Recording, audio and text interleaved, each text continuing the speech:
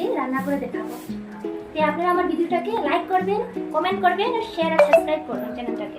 তো আজকে আমি বানাবো আপনাদেরকে এই সর্ষে ইলিশ বানিয়ে দেখাবো আপনাদেরকে। দেখেন এই বর্ষাকালের সর্ষে খেতে খুবই দারুণ। দেখেন আর এই সর্ষেটাকে আমি পেস্ট করে রেখেছি। সর্ষে আছে, কেমন কাঁচা লঙ্কা আছে আর হলুদ গুঁড়ো আর নুন মিলানো।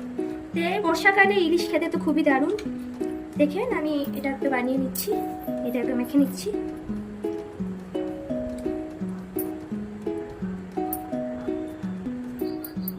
দেখেন আমি দিয়ে দিচ্ছি,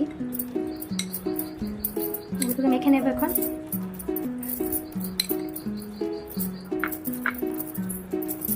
এই দেখেন আমি নুন দিয়ে দিচ্ছি, আপনারা স্বাদ অনুসার নুন দিয়ে দেবেন, যেরকম পরিমাণ খান সেরকম নুন দিয়ে দেবেন।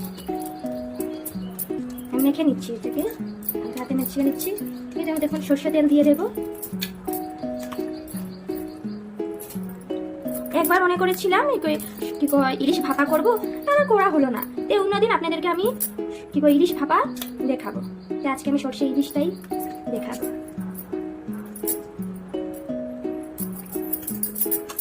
গায়ের মধ্যে দেখে থাকছে, খুব ভালো লাগছে ইলিশগুলোকে। কাঁচা লঙ্কাও দিয়েছি আমি কেটে, কাঁচা লঙ্কা দিয়ে দিয়েছি। আমি সর্ষে তেলটাও দিয়ে দিই। এই দেখেন আমি সর্ষে তেলগুলো দিয়ে দিচ্ছি। আর একটু দিয়ে দিই, আর একটু দিয়ে দিচ্ছি।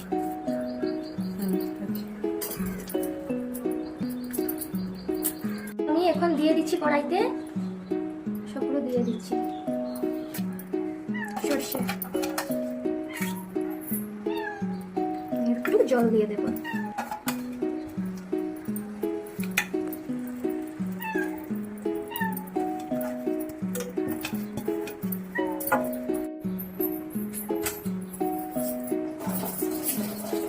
জল দিয়ে দিচ্ছি, হয়ে গেছে। এখন কয়েকটা কাঁচা লঙ্কা দিয়ে দিচ্ছি, দেখেন।